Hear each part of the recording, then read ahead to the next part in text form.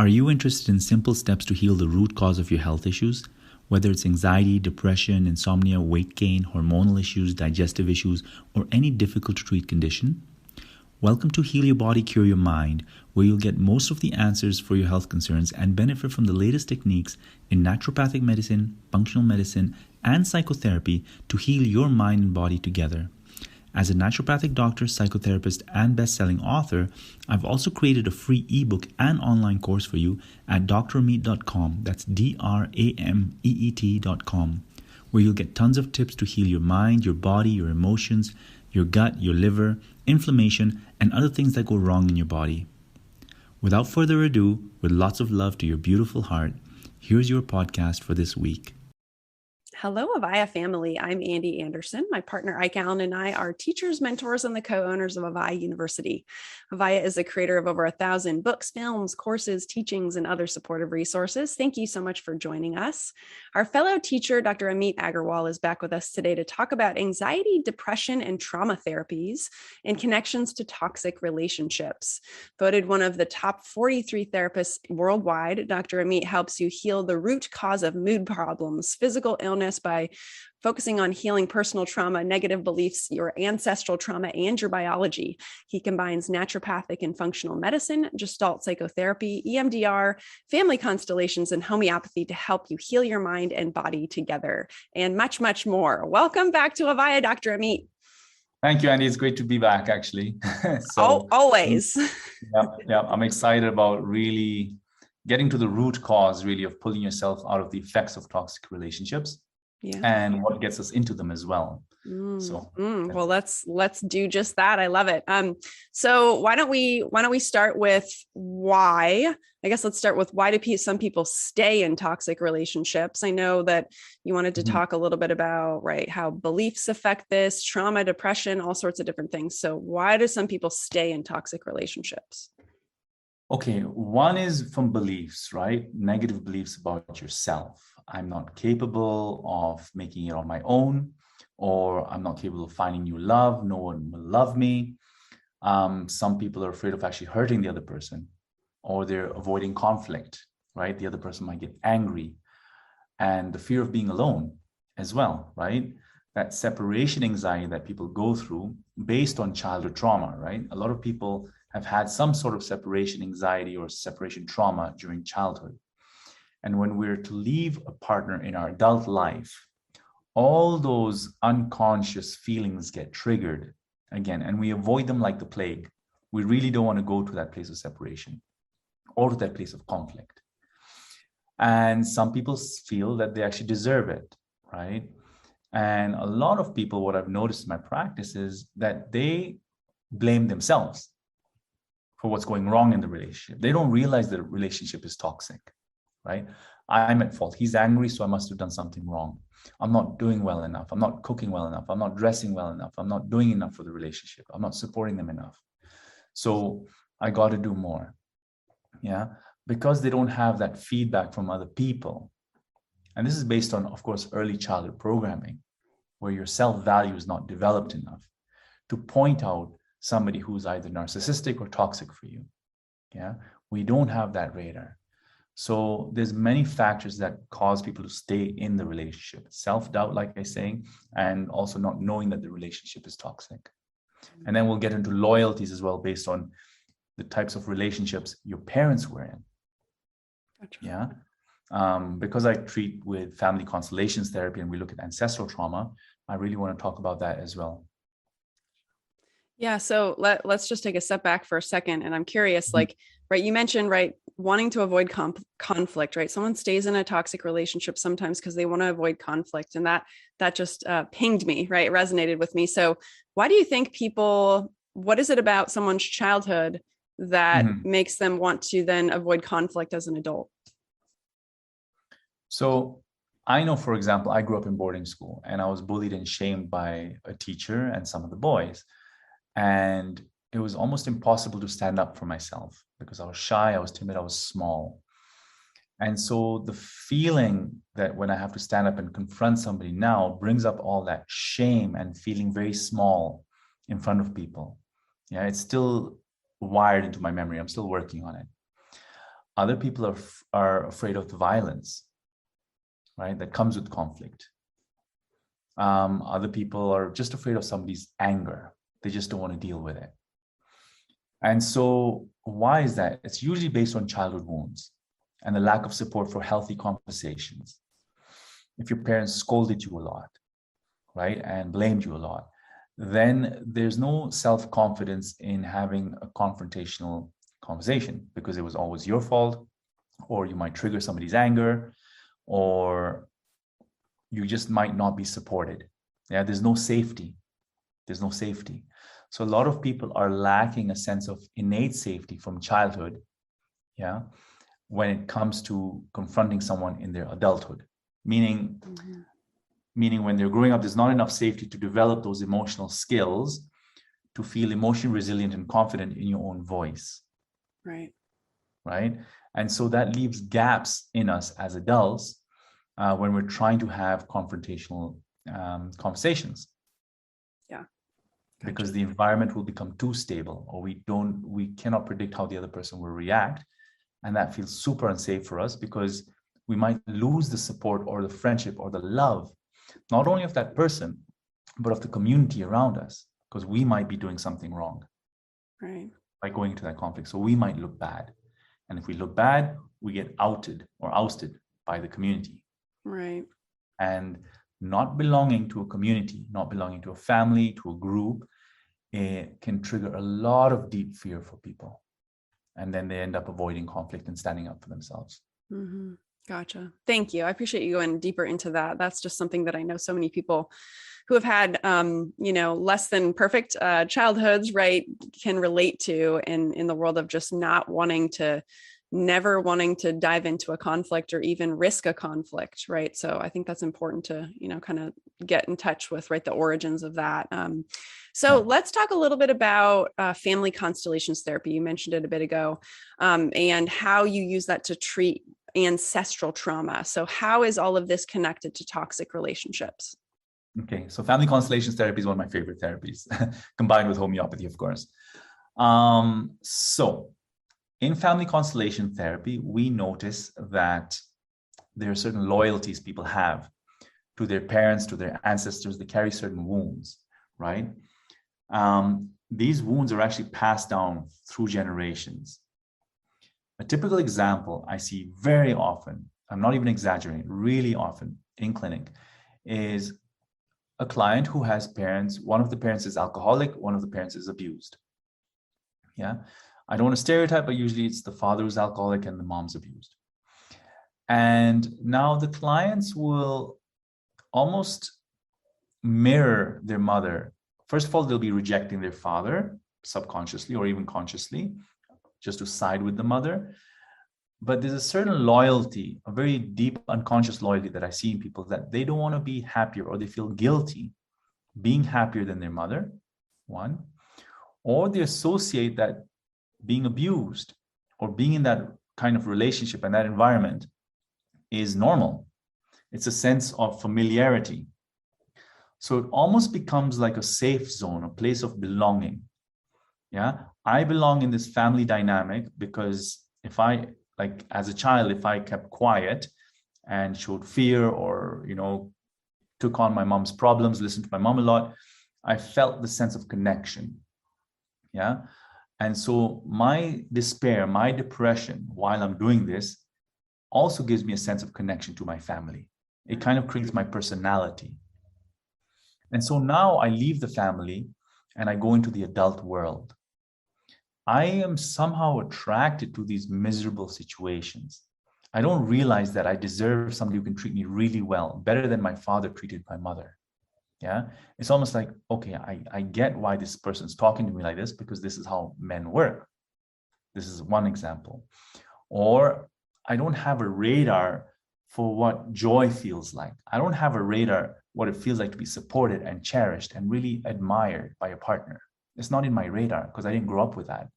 So I don't even look out for it. And I go and I'm attracted to what's familiar. Yeah. So there's that familiarity of mirroring a parent.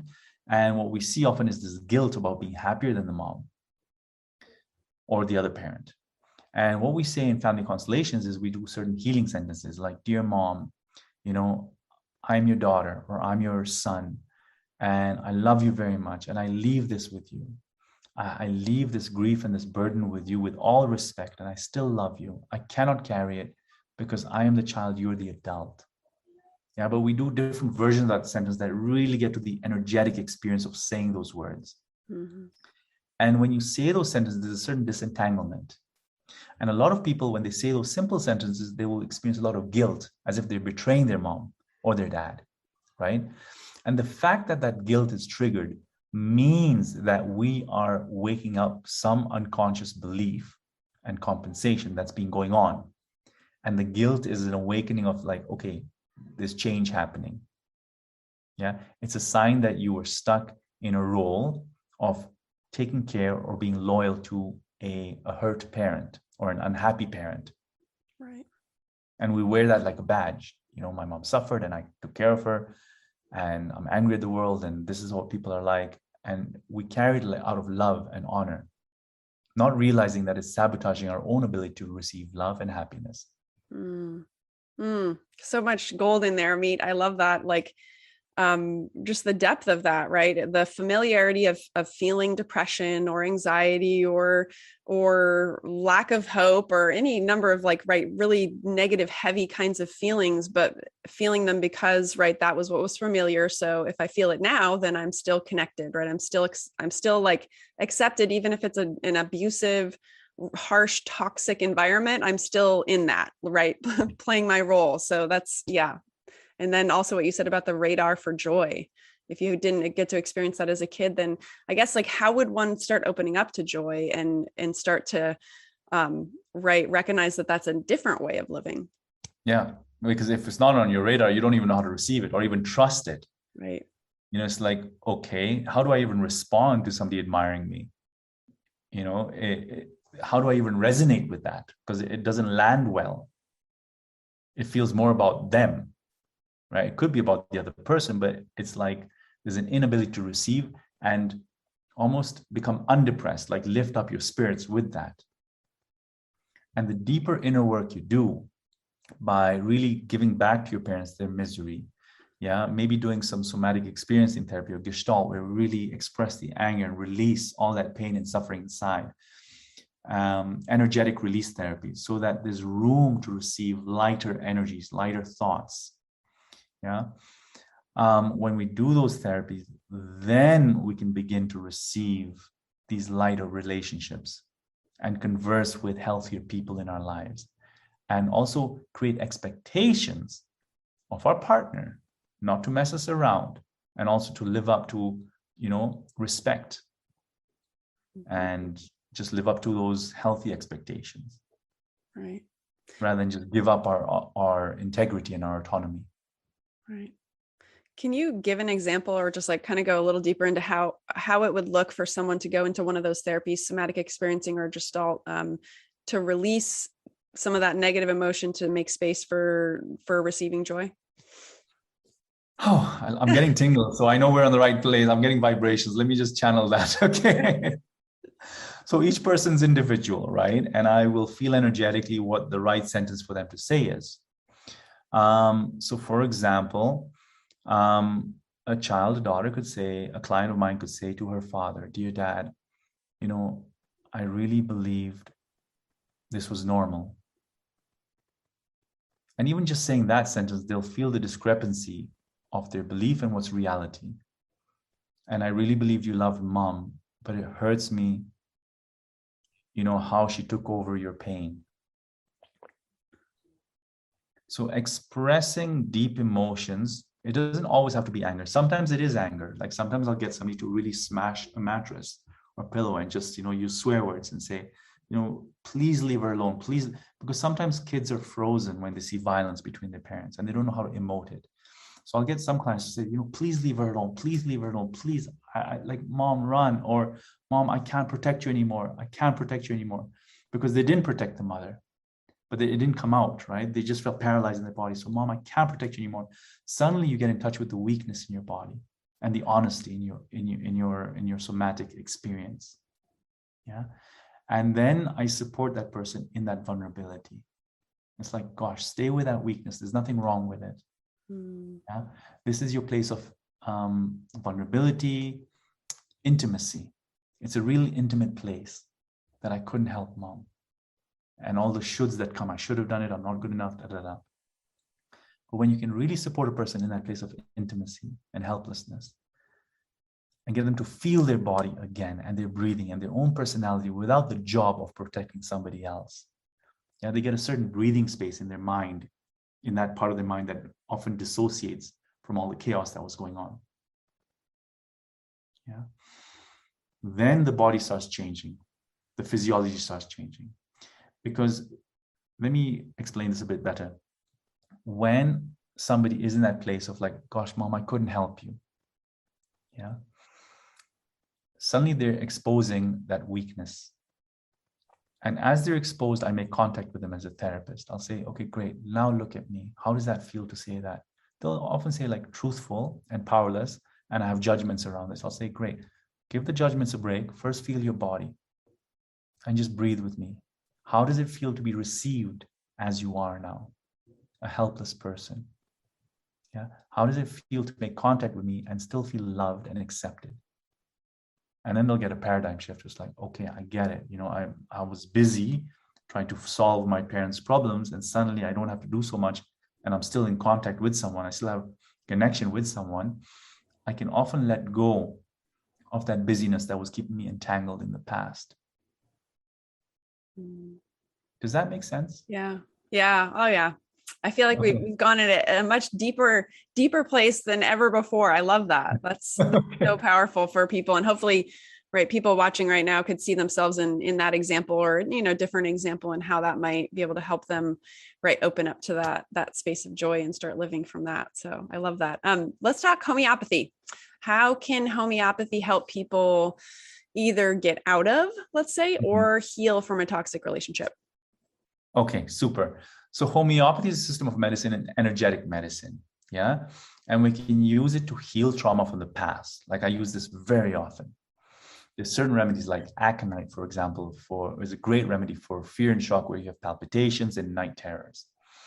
Ignatia is a great remedy for heartbreak. I cover all these remedies in my online course, but I want to mention some really important remedies here. Ignatia is a great one for heartbreak and shock and fear.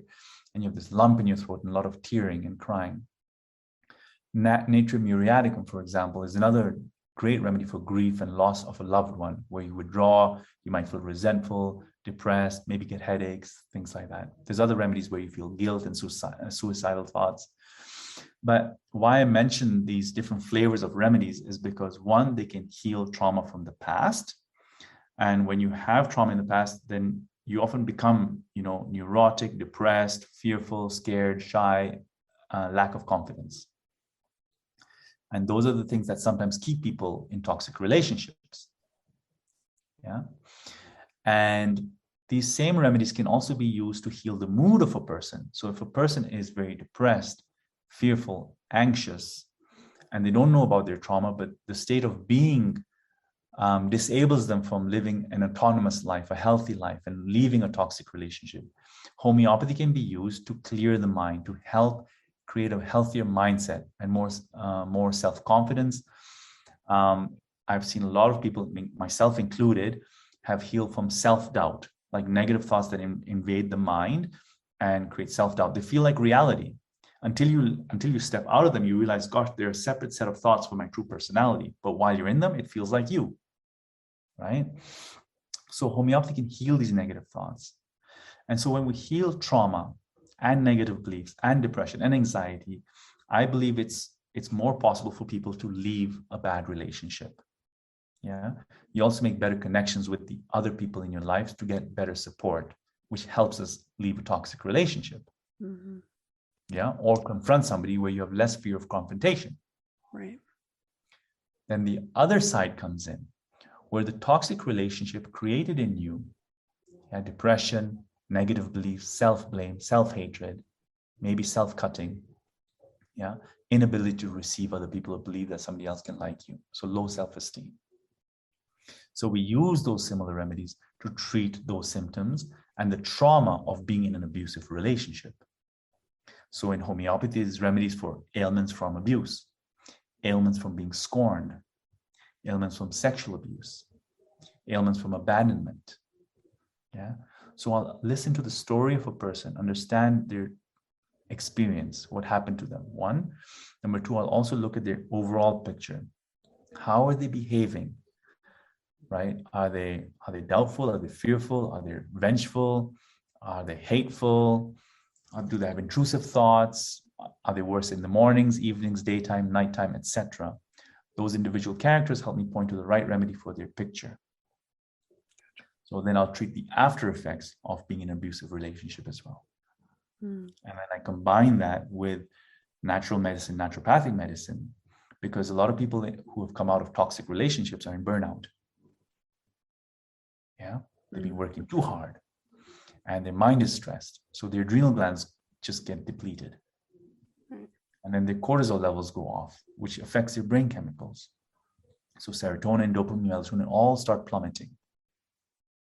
And when that happens, they have more anxiety and depression. So they need some sort of rebuilding of the adrenal system, as well as the homeopathy to get fully better. Only doing talk therapy could exhaust them further if they don't really rebuild or re-nourish their organs that suffered during this stressful time. Right. Yeah. And that's what I've always loved about what you do, Ameet, in the world of, right, like the whole person and tackling this from all these different directions, as opposed to just mental health or somatic or whatever, but you're also coming from a, right, I guess, medical direction, so to speak. Yeah. Right. And I love that. Here's a question I'm curious about, right? We've kind of talked about toxic relationships when we're adults, like with a romantic partner. What about when we have toxic relationships as adults with our family of origin, and like how to navigate those relationships that are still toxic? I'm in the middle of that myself right now. Well, that's probably why I asked. Well, I'm reading A Course in Miracles. We've talked about this before. Very powerful book. And that's helped me a lot, actually, because in a way, we are triggered most by our family of origin, I believe. Right? And the way we're triggered depends on the childhood wounds we've had. Right? How did our parents treat us? Were we bullied at school? How was our relationship created between our siblings by our parents? What structures were put into place? So what role are you falling into? Yeah. And so a good therapist will get you to become aware of the role you're playing to maintain your position in the family. Right? And awareness itself can release you from that entanglements and say, gosh, my role was to be the suffering person who gave up a lot, because that's how I feel more accepted, as if I'm sacrificing makes me look good. And you realize the cost that it comes with is pain. And it doesn't actually improve the situation by looking like you are the sacrificer. What's it called? The martyr. Yeah. Yeah. And so we do work around that, and emotional support about feeling accepted, even if you value yourself or if you step away from the family. Yeah. And you feel, okay, you know what? I don't have to suffer for everybody. Will I be accepted? Will I not? Get them in that place of uncertainty and let them feel fully their body in that place of not being in the same role. Then I get them to tap, for example, tap the collarbones or do some EFT or EMDR while they're in their place of vulnerability, so that their nervous system can get used to not being entangled in that role. That's a very simple example. Communication skills. So rather than going into blaming, when we're in a toxic relationship being triggered by our family of origin, like, oh, she's not doing this or he's not doing this, and they don't support me, they don't love me, etc. And effective communication is using I don't feel supported right now. I feel unsafe. I feel like I need a break from this. Yeah. So rather than putting the blame on others, which keeps us more entangled, I often encourage clients to use I statements, and then they take ownership and responsibility of what actions they need to take to either move away or say something differently. I don't feel safe when you raise your voice, or I don't want to be in the same room when you two are arguing. I'm still part of this family. I'll come back when you guys are done. rather than I hate when you guys are arguing, you trigger me, you mess me up. There's a different language there. And when you practice this language, there's so much freedom and relaxation of your nervous system. It's a real, I think you're feeling it right now. I can feel some vibrations in the air. So yeah, I was thinking about what you said about the blaming, then just entangling you more, and how, right, maybe tempting the blaming can be, especially as it relates to family of origin, but absolutely, then you're just right, like falling right back into that role and getting entangled in it. So yeah, I love that. Thank you. Because also when you blame somebody, you're expecting them to change based on your blame. You're guilt tripping them. And then they don't change. Then there's more disappointment and anger and resentment. Right. There might be a temporary change, but nothing happens. Mm-hmm. When you pull yourself out of that entanglement, use I statements. I'm going to walk away. I'm not ready to have this conversation right now. You practice self-support. Whenever you practice self-support, you become less of a target to abusive people, because abusive people feed off your entanglement and your vulnerability. Right. Yes. So giving them less fuel to work with will change the dynamic in the family. Okay. Gotcha. Awesome. Thank you. Thank you for going into that as well. I'm glad we touched on that. And since we are running low on time, I want to make sure you get a chance to talk about some free gifts as well as an offer you have for everyone. And there's buttons below that link over to all that. So what do you have for us? So if anyone wants to know, first of all, how to heal their gut, their liver and adrenal glands and emotional trauma, so that their brain chemicals come more into balance and they can really feel healthy and resilient, I've got a free video course. There's a free ebook as well there, and it will walk you through some beautiful emotional healing exercises, as well as how to balance your neurotransmitters. And that I've seen, those, especially the emotional healing exercise, I find helps people release from unconscious blocks that they might be having. Check it out. I'm very curious. And then another free offer I have is a whole bunch of interviews I've done in the past on, weight loss, healing from trauma, family constellations therapy, reversing brain degeneration, also emotional trauma related to weight gain as well. So it's all there for you. Awesome. Thank you. And everyone, Avaya students watching right now, again, those buttons are below, so you can just click on them to head to Ameet's site and check all that out. Do you have any last insights before we wrap up? Well, I talked about Course in Miracles, which is very important to, I don't know why it keeps on coming up. It's important to check out. And then self-love, if you're in a toxic relationship and you have a tendency for self-blame, then become aware of that tendency. Don't make it wrong. It's an intelligent adaptation. Every time you have a negative thought or anxiety or fear or some whatever, just a wrong, traumatic, how do I say it, a stressful feeling, I don't want you to make it a wrong thing. I want you to look at it as this is an intelligent adaptation to a stressful event. I am trying to figure out how to do things differently. I'm looking at maybe faults with myself, or I'm trying to keep safe. I'm trying to remain connected.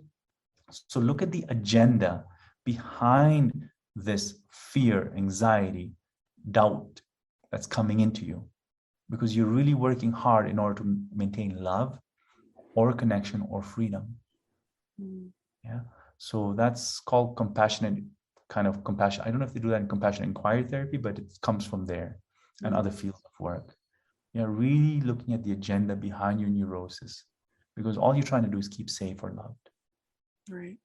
Gotcha. Thank you. Thank you. Okay. A great compassionate note to end on. Thank you so much. As always, Ameet, it's great to see you again. Thank you as well. Bye, everyone. Thank you, Avaya students, for watching or listening right now. And we will see you all again very soon. Take care. Hey, everyone. Thank you so much for joining us for this latest class with Dr. Ameet Agarwal. He talked with us today about anxiety, depression, and trauma therapies and connections to toxic relationships. I always enjoy my conversations with Ameet, and I think he gave us so much great information today as it relates to mental health, suffering from anxiety, depression, trauma, these kinds of things. And how does this relate to having had toxic relationships as a child, having had childhood trauma, those kinds of things. And then how does that all connect to our adult relationships? So I think one of the biggest things that I took away from this is just thinking about how if we experienced certain feelings as children, if we experienced a lot of anxiety, if we experienced a lot of depression based on being in an unstable home environment, right, we might have this connection to those feelings that if I keep feeling depressed, if I keep feeling anxious as an adult, this keeps me connected to my family of origin. That really hit home for me and gave me a lot to think about. So I hope you as well. So, right, how are the feelings that you experienced as a child?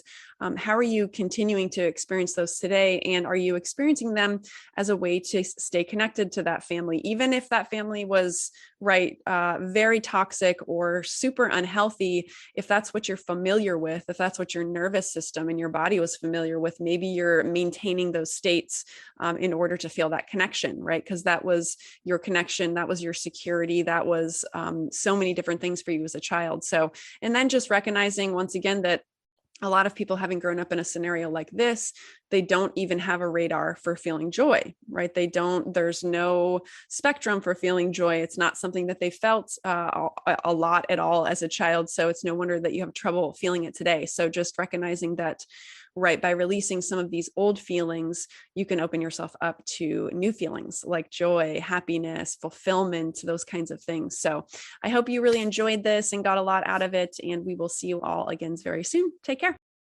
Thanks for listening. Remember, you can go deeper in your healing with amazing remedies and therapies covered in your free online course and ebook on drameet.com.